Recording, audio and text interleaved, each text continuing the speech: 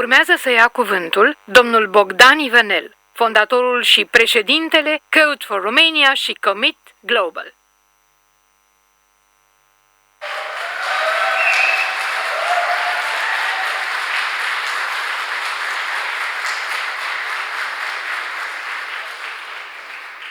Domnule președinte, vă mulțumesc pentru cuvintele frumoase, pentru recunoașterea prin decorarea oferită azi și pentru sprijinul și parteneriatul de până acum. Excelențe, doamnelor și domnilor, prezența dumneavoastră împreună în această sală este nu doar o recunoaștere fantastică a muncii noastre, pentru care vă mulțumesc din tot sufletul, dar și simbolul perfect al etosului Code for Romania. Avem alături de noi foști și actuali miniștri, persoane cheie din partea tuturor partidelor politice parlamentare democratice, conducătorii unor instituții cheie, alături de peste 70 de organizații non-guvernamentale, reprezentanți ai presei și ai principalelor universități. Celor 4 sectoare ale serviciului public, care atât de rar se întâlnesc, li s-au alăturat azi peste 100 de reprezentanți ai mediului de business, ai marilor finanțatori și ai ambasadelor. Lipsesc din sală sute de eroi discreți din comunitatea noastră, din ONG-urile partenere și din instituții publice, care zi de zi își fac treaba în serviciu public cu plus de măsură și care au făcut posibil, prin sacrificiu personal, tot ce am construit împreună și pentru asta vreau să le mulțumim.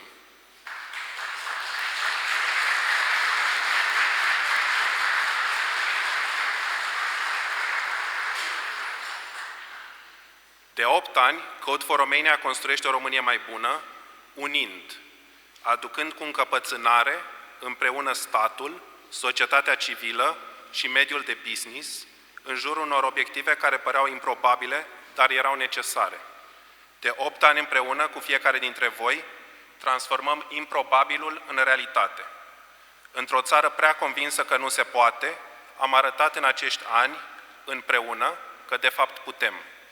Că putem cu greu, dar putem doborî percepțiile și practicile care îndepărtează de prea mult timp statul de societatea civilă. Că putem lucra împreună în serviciu public. Că putem în România construi infrastructură. Infrastructura binelui pe care o construim de 8 ani încoace are astăzi 55 de soluții critice, fără de care nu ne mai putem imagina țara noastră. A 56-a va fi lansată chiar săptămâna aceasta. Un sistem de management pentru cazurile de violență domestică, care asigură trasabilitatea datelor, referirea de cazuri între ONG-uri și integrarea între toate punctele de intrare, pentru ca fiecare persoană să fie în siguranță și să găsească sprijinul de care are nevoie. Un sistem în care vor coopera 10 de autorități publice și ONG-uri, într-o nouă măsură a ce putem face împreună. Multe dintre cele 56 de soluții, inclusiv aceasta, sunt fără precedent nu doar în România, ci oriunde în lume. Luate împreună, cele 56 de soluții live și cele 260 de soluții care așteaptă să fie construite, formează infrastructura binelui, un ecosistem digital complex care accelerează și eficientizează intervenția societății civile și a partenerilor săi instituționali, o infrastructură unică în lume. Fără precedent oriunde în lume, este și infrastructura integrată de asistență umanitară, construită în primele zile ale războiului din Ucraina. Primele cuvinte care s-au auzit în biroul UNHCR când au văzut soluțiile construite de noi și operaționalizate alături de DSU, guvern și zeci de ONG-uri, a fost "We wish we had this back in Lebanon." Ne-am fi dorit să avem aceste soluții în Liban. Acela a fost momentul când am realizat că infrastructura binelui pe care noi o construiam în România nu este doar fără precedent în lume, dar este vital ca ea să ajungă la ONG-uri, agenții și organizații din întreaga lume. Pentru ca nimeni să nu mai fie nevoit să spună vreodată, ne-am fi dorit să avem aceste soluții în Liban, sau în Moldova, sau în Germania, când viețile oamenilor depind de asta. Realitatea este că trăim într-o lume în criză. Efectele climatice devin tot mai dure, conflictele armate se înmulțesc și democrația și protecția drepturilor omului sunt supuse la niște presiuni fără precedent în ultimii 70 de ani. În mijlocul acestor crize, care se adâncesc una pe alta și produc tot mai multă vulnerabilitate în jurul nostru, Ne punem cu toții speranța în societatea civilă, pentru a veni cu soluții, pentru a ne proteja și pentru a ne salva.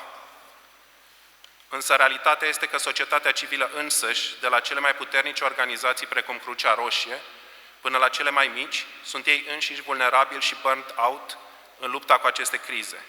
Tehnologia poate fi răspunsul la această criză, oferind societății civile și partenerilor instituționali o treaptă de viteză în plus de care au atâta nevoie. Viziunea noastră este crearea unei infrastructuri a binelui la nivel global, soluții digitale care pot fi utilizate în comun de către ONG-uri și agenții oriunde în lume. Tehnologia este agnostică de limbă și de geografie. Un cutremur se petrece la fel, alegerile se desfășoară la fel și managementul cazurilor de violență domestică sau a pacienților cronici are același rigor peste tot. Infrastructura binelui, construită în România, poate fi reutilizată oriunde în lume. Viziunea aceasta se cheamă Commit Global, prima organizație globală pornită din România pe coloana vertebrală a Code for Romania, organizația care digitalizează societatea civilă la nivel global, care asigură gratuit sistemele informatice necesare asigurării asistenței umanitare, managementului dezastrelor, protecției drepturilor omului și a grupurilor vulnerabile, de la un ONG către mii de alte ONG-uri, pentru că milioane de oameni în nevoie să primească ajutor atunci când au nevoie de el. Este o viziune care deja a convins la nivel internațional. Am fost primiți cu căldură și foarte mult sprijin de către guvernul olandez și primărie în a doua noastră casă la Haga. Și în urmă cu 4 zile, guvernul german a semnat un sprijin financiar strategic pentru Commit Global. Aceștia sunt doar câțiva dintre actorii globali cheie care mi s-au alăturat. Și rezultatele încep să apară.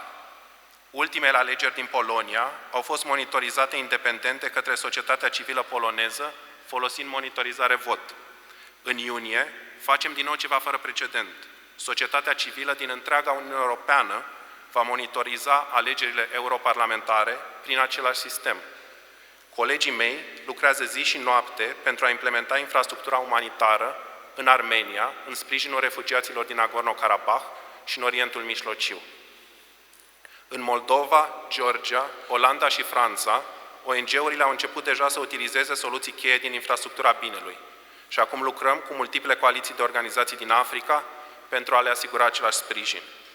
România și Code for Romania sunt ancora unei întregi infrastructuri vitale. Aici se proiectează și se construiesc toate aceste soluții și ele sunt implementate și pilotate prima oară în țara noastră. Este modul în care nu doar ne menținem promisiunea făcută acum 8 ani României, ci o dublăm. România devine, pentru prima oară în istoria sa, nu doar casa, ci și centrul focal a unei organizații globale. E o oportunitate fără precedent pe care noi am creat-o pentru România. Este o șansă de dezvoltare fără precedent. Este un câștig reputațional fără precedent pentru țară. Este un privilegiu, dar este și o responsabilitate. O responsabilitate pentru noi toți de a lucra împreună și de a arăta lumii un model. Împreună cu echipa mea am deschis drumul. Acum avem nevoie de voi. De universități pentru a construi împreună următoarele generații a celor care pot proiecta, construi și administra infrastructura binelui. De fiecare dintre ONG-urile României și de fiecare dintre instituțiile României pentru a putea implementa infrastructura binelui cu succes. De fiecare dintre jurnaliștii și comunicatorii din sală pentru a ne ajuta să spunem povestea aceasta a României și pentru a ajunge cu soluțiile noastre la cât mai mulți dintre cei care au nevoie de ele.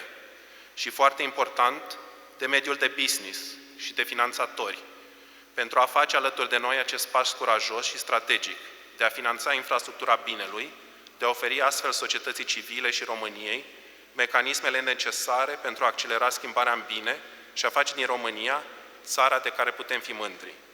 Avem datoria să nu lăsăm în urmă, în cursa digitalizării, pe aceea de care viețile noastre depind. Mulți dintre voi știu povestea mea personală. Știți că m-am întors în România după 11 ani petrecuți în străinătate și mulți m-ați întrebat de ce. M-am întors în România pentru că am găsit aici, în voi și printre cei care au format treptat comunitatea de peste 3.000 de oameni din jurul Code for Romania, o determinare, o încăpățânare mai mare decât am văzut oriunde în lume de a schimba lucrurile în bine. Și alături de determinarea aceasta am găsit un spirit inovator, o resursă continuă de gândire laterală, de a găsi soluții acolo unde pare că nu mai sunt. În cele mai bune momente ale noastre, noi, cei din România, suntem generoși, suntem căpoși și suntem creativi. Poate puterea Code for Romania este aceea de a oferi spațiul acestor virtuți să se exprime și să creeze o România mai bună. Aceste virtuți ne-au adus aici și aceste virtuți ne pot duce mai departe. Împreună. România, Casa Globală a Tehnologiei Civice, România, modelul de colaborare între stat și societatea civilă. Eu cred că da. Noi credem că da. Ca și în acești 8 ani, putem, dar putem doar împreună. Pentru prima oară în istorie, o lume mai bună este construită în România, nu ca excepție, ci ca proiect de țară.